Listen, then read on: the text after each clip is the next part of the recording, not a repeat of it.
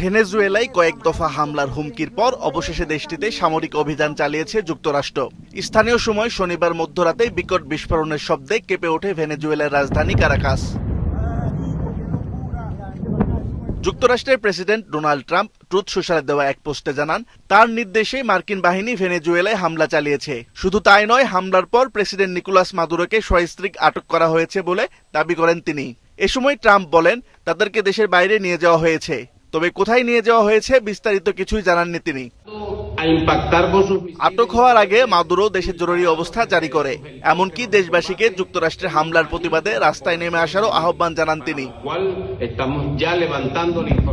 দক্ষিণ আমেরিকার এই দেশ যুক্তরাষ্ট্রে মাদক সরবরাহ করছে বলে অভিযোগ করে আসছেন ট্রাম্প। গত কয়েক মাস ধরেই মাদক পাচারের অভিযোগে দক্ষিণ আমেরিকা থেকে আসা বিভিন্ন নৌযানে হামলা চালায় ট্রাম্প প্রশাসন। এরই মধ্যে ভেনেজুয়েলায় হামলা ও মাদুরোকে আটকের নিন্দা জানিয়েছে ইরান ও কিউবা। আসিফ আল আমিন, মাছরাঙা নিউজ ডেস্ক।